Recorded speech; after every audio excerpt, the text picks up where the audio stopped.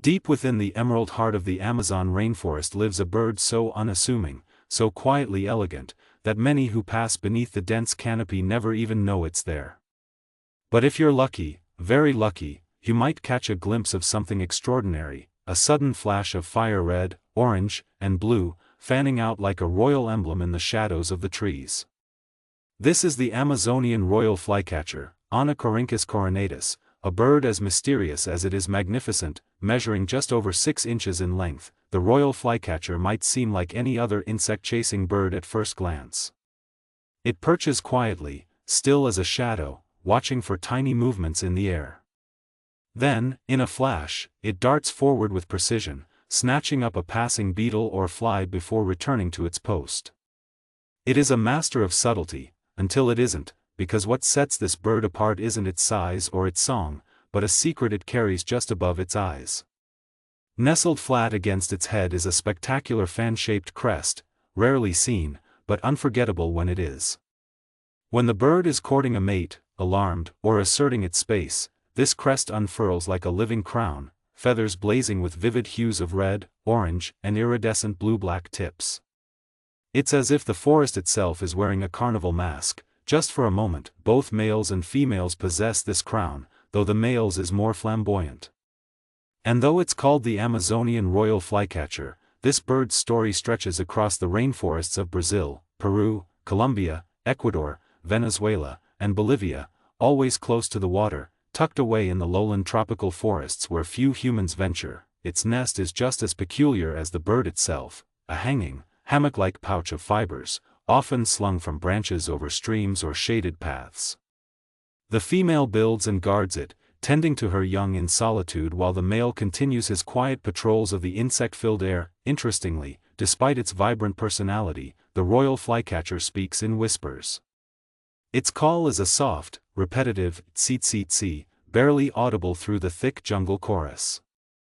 Yet for those who know what to listen for, and what to look for, the bird is a prized encounter, a subtle jewel hidden in plain sight. In indigenous lore, the bird's crest has long been a symbol.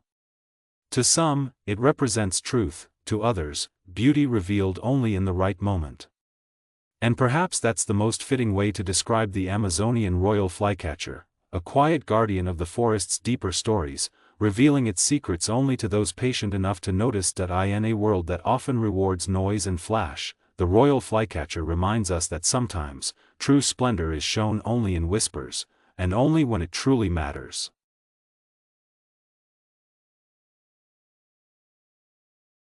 Green roof, lives a creature born of mist and mystery, the glass frog.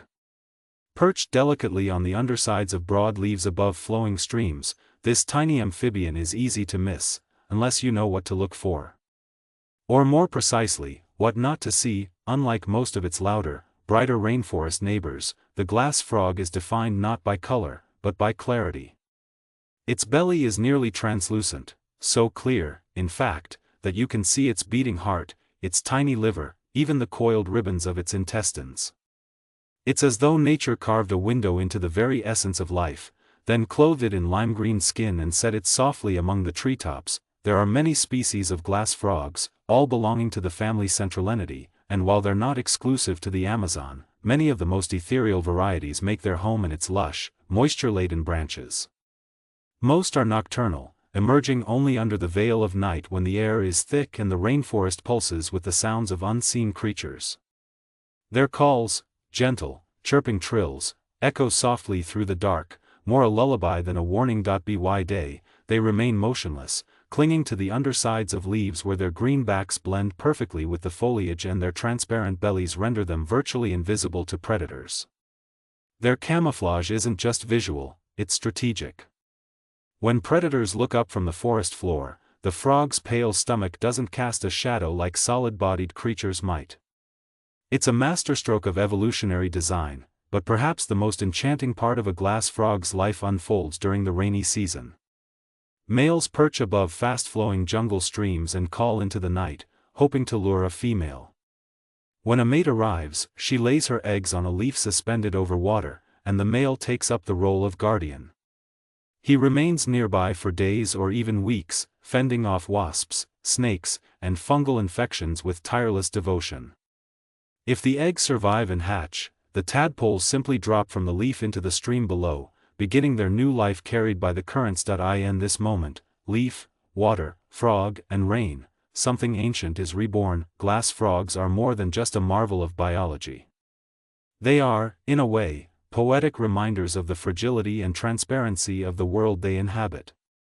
And in a rainforest constantly in flux, they stand as a metaphor for clarity in the chaotic green. One in the wild is to witness a moment that feels impossibly gentle, a breath held by the forest, where the line between body and spirit becomes indistinct. In a world that often celebrates the bold and the bright, the glass frog invites us to appreciate the beauty of quiet, the wonder of subtlety, and the miracle of what lies just beneath the surface. In the Amazon, the pirarucu isn't just a fish, it's an icon. To local people, it's both sustenance and spirit. Its name, whispered in riverside villages and sung in traditional stories, is a thread woven into the rainforest's living tapestry. At first glance, the pirarucu looks like a creature caught between worlds. Its massive body is armored with hard, mosaic-like scales, deep green and silver near the head, fading into a brilliant red near the tail, as if lit from within. These scales aren't just decorative, they're defense mechanisms, evolved to resist the teeth of piranhas and other aggressive predators of the Amazon's tangled food web. But the pirarucu's most extraordinary trait is its breath. Unlike most fish, it cannot rely on gills alone, it needs to rise to the surface every 15 to 20 minutes to gulp air through a primitive lung. This evolutionary quirk allows it to thrive in oxygen-poor waters, where others would suffocate. Each surfacing is a slow, majestic moment. The water parts, the snout breaks through, and a low, echoing gulp resonates like thunder in a cathedral. Its diet is that of an ambush predator, fish, crustaceans, even small birds that wander too close to the water's edge. With a strike powered by sheer muscle, it can vacuum prey into its mouth in a flash. Yet despite this raw power, the pirarucu is not mindless. It moves with a careful intelligence, a studied awareness of its environment that has helped it outlast predators and adapt to ever-changing river currents. In the dry season, as waters recede and lagoons become isolated, the pirarucu becomes a master of survival. It finds pockets of water and waits. When the rains return and the rivers swell, it rides the flood, seeking new territory, new food, and new life. Come breeding season, it reveals a softer side. Males guard their eggs and young with protective vigilance. The fry swim close to the father's mouth, finding shelter in the shadow of his bulk. It's a rare tenderness in the fish world, one that speaks of legacy and care, but like so many wonders of the Amazon, the pirarucu walks a tightrope between myth and endangerment. Overfishing, deforestation, and habitat disruption have pushed this giant to the brink in many areas. Though conservation efforts and sustainable fishing practices are bringing hope, the balance is still fragile. To see a pirarucu in the wild is to witness a piece of prehistory, an echo of a time before roads and noise, when the jungle ruled unbroken. It is a giant, yes, but not a brute. It is a guardian of a world that breathes in rhythm with rain and river. In the story of the rainforest, the pirarucu is not just a character, it's a chapter. And it asks us, silently, with each rise and breath, will we let that chapter continue? In the heart of the Amazon, where the rivers meander like ancient veins and flooded forests whisper with unseen life, a creature glides through the murky waters, as mysterious as it is mesmerizing, the pink river dolphin, or boto, Inia geoffrensis. Revered by local communities, wrapped in folklore, and cloaked in the secrets of the river, the boto is no ordinary dolphin. It is a legend made flesh, a symbol of the Amazon's enchanted, otherworldly pulse. Unlike its ocean-dwelling cousins, the boto is perfectly adapted to life in freshwater. It can grow up to 8 feet, 2.5 meters, in length and weigh more than 400 pounds, 180 kilograms, with a long, slender beak filled with conical teeth designed to grasp slippery prey like fish, crabs, and even small turtles. Its eyes, though small, are capable of surprisingly good vision both above and below the water's surface. And yet, it is not sight, but echolocation, an evolved sonar system, that guides the boto through the silt-heavy waters of the Amazon basin. What truly captures the imagination is the dolphin's color. While calves are typically a soft gray, adults often take on a stunning pink hue. This coloration can range from light blush to deep rose, and it's believed to be influenced by age, diet, capillary distribution, and even emotional state. During moments of excitement, like competition or courtship, the pink becomes more vivid, flushing the dolphin's skin in a way that almost seems unreal. Like the rainforest itself has breathed life into myth, the boto's body is surprisingly flexible. Unlike marine dolphins, it has unfused cervical vertebrae, allowing it to turn its head a full 90 degrees.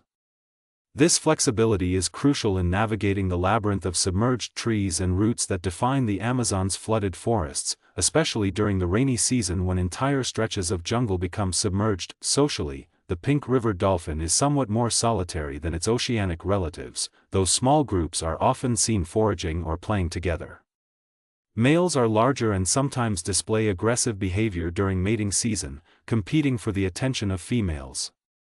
Calves are born after a gestation of about 11 months and are nursed for over a year, learning the nuances of life in the ever-changing river system, but like many wonders of the Amazon, the boto's future is uncertain. Deforestation, water pollution, hydroelectric dams, and mercury contamination from illegal gold mining threaten its habitat. In some areas, botos are tragically hunted or used as bait in unsustainable fisheries, despite protections under Brazilian law and international conservation efforts. Yet, the boto endures, quiet, intelligent, and hauntingly beautiful. It slips between science and story, often appearing in local legends as a shapeshifter who turns into a handsome man during festival nights to seduce women before vanishing back into the river by dawn. In these tales, the boto is not just an animal, it is a spirit of the Amazon itself. To encounter a pink river dolphin is to witness the soul of the rainforest in motion. It is more than a creature of flesh and fin, it is a living myth, navigating not only the waters of the Amazon, but the space between wonder and reality. In the quiet backwaters of the Amazon basin, where flooded forests stretch endlessly and the air is thick with mist, drifts one of the rainforest's most elusive and gentle giants, the Amazonian manatee, Trichechus inunguis. As the only fully freshwater manatee species in the world, it lives entirely in rivers, lakes, and flooded forest areas, rarely seen even by locals. Though the smallest of the manatees, it still reaches lengths of up to 8 feet, 2.5 meters, and can weigh over 1,000 pounds, 450 kilograms. With smooth, dark gray to brown skin and a pinkish patch often visible on its belly or chest, it glides gracefully through the water using flipper-like limbs and a large paddle-shaped tail. Unlike other manatees, it has no nails on its flippers. One of its distinct features, Amazonian manatees are herbivores, feeding on aquatic plants like floating grasses and water lettuce. During the rainy season, they spread into the flooded forest to forage, but in the dry season, they retreat to deeper pools and rely on fat stores, often fasting for weeks. They surface every few minutes to breathe but can remain underwater for up to 15 minutes when resting. Extremely shy and most active at dawn and dusk, they are rarely observed in the wild. Communication is quiet, mothers and calves produce soft underwater chirps, one of the few signs of their presence. Once hunted heavily for meat and oil, they are now protected, but still face threats from illegal hunting, habitat destruction, entanglement in fishing gear, and boat collisions. To see an Amazonian manatee is to glimpse a rare harmony of nature, calm, slow, and deeply connected to the rhythm of the river. As both a symbol of peace and a barometer for the health of their habitat, their presence is a reminder of what is quietly vanishing from the rainforest, and why it matters to protect it.